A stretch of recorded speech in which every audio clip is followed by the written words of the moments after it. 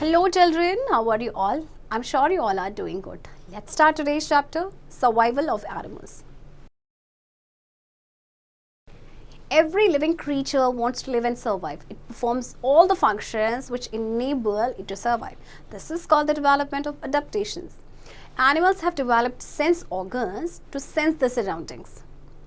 Even there is always a danger of enemies. Bigger animals prey upon smaller animals. Some animals eat up eggs of other animals. So they have developed different ways of protecting themselves from their enemies. देखिए जितने living creature है हर कोई survive करना चाहता है ना, और ये सारे फंक्शंस परफॉर्म करता है जिससे कि ये सर्वाइव कर सके. तो इसे कहते हैं डेवलपमेंट ऑफ एडेप्टेशंस. अच्छा, एनिमल्स के पास सेंस ऑर्गन्स है जिससे कि अपने सराउंडिंग को सेंस कर सकते हैं, बट उसके बावजूद भी हमेशा एक डेंजर रहता है एनिमीज़ का. जैसे बड़े एनिमल्स जो है वो छोटे एनिमल्स को पकड़ लेते हैं, है ना. कुछ एनिमल जो है दूसरे एनिमल्स के एग्स खा लेते हैं. सो उन्होंने बहुत सारे डिफरेंट एनिमल्स ने डिफरेंट वेज डेवलप किए हैं जिससे कि वो अपने आप को अपनी एनिमी से प्रोटेक्ट कर सकें. Number 1 is mimicry. The process whereby an animal changes its color and disguise to look like another animal, plant, stick, leaf, flower, etc. in the surroundings is called mimicry. In other words, prey does it to protect itself from the predator. It also helps hunting animals to hide and attack. Many insects can hide by looking like leaves or sticks. Many butterflies look like flower. The chameleon changes its color to hide from its enemies. देखिए एक process जिसमें animal जो है अपना colour change कर देता है या अपने आप को डिस्गाइज कर लेता है दूसरे एनिमल की तरह दिखने के लिए, या प्लांट या स्टिक या लीफ या फ्लावर की तरह, तो उसे कहा जाता है मिमिक्री. तो दूसरे शब्दों में हम कहें कि जो प्रे है वो ऐसा इसलिए करता है ताकि वो अपने आप को अपने प्रीडेटर से बचा सके. बहुत सारे इंसेक्ट हैं वो अपने आप को हाइड करते हैं बाय लुकिंग लाइक लीव्स और स्टिक्स. बहुत सारी बटरफ्लाइज जो है फ्लावर्स की तरह दिखती हैं. कैमेलियन आपने देखा होगा कि अपना कलर चेंज कर लेता है अपने सराउंडिंग के अकॉर्डिंग जिससे कि अपने एनिमी से बच सके. Many spiders look like ants. A garden lizard changes its color to hide itself among the leaves. देखिए स्पाइडर्स, बहुत सारे स्पाइडर्स हैं ना वो चींटी की तरह दिखते हैं, और जो गार्डन लिजर्ड होती है अपना कलर चेंज कर लेती है, ठीक है, अपने आप को बचाने के लिए, अपने आप को छुपाने के लिए. Protective organs. A cow has horns, a deer has antlers, a pointed horns, organs which can be used for protection. अच्छा, कुछ एनिमल्स के ना प्रोटेक्टिव ऑर्गन्स होते हैं जो उन्हें प्रोटेक्ट करते हैं. जैसे काऊ के हॉर्न्स होते हैं, डियर के पॉइंटेड हॉर्न्स होते हैं. Many smaller animals have poisonous stings. Snakes too may be poisonous. Some animals like turtles have a hard outer covering over the body. Predators use their teeth or beak and sharp claws for their defense. बहुत सारे animals आपके poisonous होते हैं जैसे कि snake, है ना, और जैसे टर्टल की हम बात करें तो उसकी बॉडी के एक हार्ड आउटर कवरिंग होती है जिसके अंदर वो अपने आप को छुपा लेता है. प्रीडेटर्स अपने टीथ या बीक या शार्प क्लॉज का यूज़ करते हैं अपने डिफेंस के लिए. Huge size, large number. Some animals like the elephants, rhinos and whales are so large that generally no animal dare attack them. Thus, their huge bodies are beneficial to them. They live in groups and the adults generally protect the young ones. कुछ ऐसे animals होते हैं जैसे elephant, rhino, whales, इनका जो size होता है वो काफ़ी बड़ा होता है, तो कोई भी एनिमल जो है इनको अटैक करने की इतनी जल्दी से कोशिश नहीं करता. तो इनकी ह्यूज बॉडी है, इन्हीं के लिए बेनिफिशियल होती है. Animals like fish, insect and frogs produce a very large number of eggs. Even if some of these eggs are eaten up by other animals, some will survive and reach adulthood. Thus, they will be able to survive. अब जैसे fish, insect and frogs की बात करें तो ये एक time पे बहुत सारे अंडे देते हैं, तो कुछ इसमें से अगर कोई दूसरा एनिमल खा भी लेता है तो बहुत सारे ऐसे होते हैं जो सर्वाइव कर जाते हैं. Migration. Mass movement of some animals like insect, bird and fish from one place to another in search of food, shelter or reproduction is called migration. Arctic terns migrate from the North Pole, Arctic to the South Pole, Antarctic and back, flying thousands of kilometers. They migrate to protect themselves from harsh cold conditions back home. जब animals जैसे कि आपके insect, bird या fish जो है इनका mass movement होता है एक जगह से दूसरी जगह खाने की तलाश में या शेल्टर या रिप्रोडक्शन की तलाश में, दैट इज कॉल्ड माइग्रेशन. जैसे आपकी एक बर्ड है आर्कटिक टर्न, इतना लंबा डिस्टेंस ट्रैवल करती है, ये नॉर्थ पोल से साउथ पोल जाती है, और ये क्या, क्योंकि इस जहाँ पे आर्कटिक में रीजन में आपका जो है नॉर्थ पोल में जब वेदर कंडीशंस हार्श हो जाती हैं तो ये माइग्रेट कर जाती है साउथ पोल में.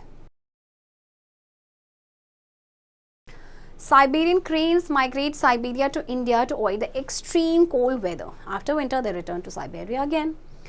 Other birds that visit plains during winter season are spoonbills, ducks, turkeys, waterfowls, etc. The summer birds are koel and sandgrouse, etc. We can see them at Ghana Bird Sanctuary, Bharatpur in Rajasthan.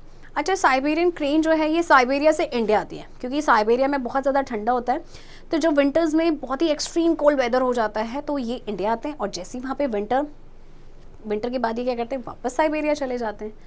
बाकी जो दूसरी birds हैं कुछ आपके visit करते हैं winter season में, और आपके इन्हें हम देख सकते हैं आपके भरतपुर बर्ड सेंचुरी में, जो कि आपके राजस्थान में है. Eels are the snake-like fish. They are river freshwater fish, but they travel to sea, salty water, to lay eggs. When the eggs hatch, the parent eels die. The young fish return to the river freshwater. eel आपकी जो है ये आपकी क्या होती है, snake जैसी fish होती है. अच्छा, अब ये क्या है कि ये आपकी फ्रेश वाटर फिश होती है, बट ये समुद्र में जाती हैं, ट्रैवल करती है अपने एग्स ले करने के लिए. ओके, और जैसे ही एग्स हैच आउट होते हैं तो पेरेंट ईल मर जाते हैं, एंड जो यंग फिश है वो वापस से फ्रेश वाटर में आ जाती है. Hibernation. Cold-blooded animals like frogs and lizards cannot tolerate cold, so they hide themselves in warmer places and go for a winter sleep. They eat sufficient food during the summer and store it as body fat for the winter use. Squirrels and mice also curl up and go to sleep for 6 months at a time. This process of winter sleep is called hibernation. अच्छा, कुछ आपके cold-blooded animals होते हैं जैसे कि frogs या lizards, ये cold को टॉलरेट नहीं कर पाते, तो इसीलिए ये विंटर में अपने आप को हाइड कर लेते हैं किसी वार्म प्लेस में, और समर्स में क्या करते हैं, सफिशिएंट फूड ये खा लेते हैं और फिर इनकी बॉडी में एज अ फैट या स्टोर होता है. तो ये जो लंबी स्लीप होती है winter sleep, that is called hibernation. Extinct and endangered animals. Though animals have developed several means to protect themselves, they always face danger of death. Dinosaurs were huge, strange animals who ruled the earth millions of years ago, but none survives today. They became extinct. Extinct means who do not exist today. Why? Because they could not adjust to sudden changes in the environment. वैसे तो देखिए animals के बहुत सारे several means हैं अपने आप को प्रोटेक्ट करने के लिए, बट फिर भी वो डेंजर ऑफ डेथ को फेस करते हैं. जैसे हम डायनासोर्स की बात करें, ये आपके बहुत बड़े स्ट्रेंज एनिमल्स हुआ करते थे millions of years ago, but आज वो एक्सटिंक्ट हो चुके हैं. एक्सटिंक्ट का मतलब क्या होता है कि जो आज एग्जिस्ट नहीं करते हैं, राइट? तो ऐसा क्यों हुआ? क्योंकि जो इन्वायरमेंट में सडन चेंजेस आए थे ये उसमें एडजस्ट नहीं कर पाए. Today too, many animals are facing danger of becoming extinct. Tiger, great Indian bustard, rhinos, tusker, dolphins and many types of birds etc. have been listed as endangered. और आज की डेट में भी बहुत सारे ऐसे एनिमल्स हैं जो एक्सटिंक्ट हो सकते हैं. इनको लिस्ट किया गया है एज एंडेंजर्ड एनिमल्स. ये सारे ही उसमें आपके एनिमल्स इंक्लूडेड है. Man is causing harm to animals by cutting forest where they live. Their homes and sources of food are lost, so they die. Man also kills them for sport, skin, fur, bones and horns. Man-made pollution again kills a large number of fish, birds and other animals. Each animal or plant is important for the earth. We should try to protect them and not destroy them. The government has set up national parks and wildlife sanctuaries all over the world to protect different animals and their habitats. देखिए जो animals हैं, कुछ animals आपके endangered हो रहे हैं. क्यों हो रहे हैं? क्योंकि इनका जो होम, इनका जो हैबिटेट है उसे कट किया जा रहा है. फॉरेस्ट को कट कर रहे हैं ह्यूमन बीइंग अपने बेनिफिट के लिए, अपनी फ़ायदे के लिए, राइट? इसके अलावा मेन जो है एनिमल्स को किल करता है उनके स्किन के लिए, फर के लिए, बोन्स के लिए या हॉर्न के लिए. इसके अलावा जो मैन मेड पोल्यूशन है उसकी वजह से भी बहुत सारे फिश, बर्ड्स और दूसरे एनिमल्स मरते जा रहे हैं. तो देखिए हर एनिमल और प्लांट हम अर्थ के लिए इम्पॉर्टेंट है, तो हमें उसको प्रोटेक्ट करना चाहिए, उसे डिस्ट्रॉय नहीं करना चाहिए. गवर्नमेंट ने बहुत सारे नेशनल पार्क्स और वाइल्ड लाइफ सेंचुरीज जो हैं वो सेटअप किए हैं जिससे कि डिफरेंट एनिमल्स और उनके हैबिटेट्स को बचाया जा सके.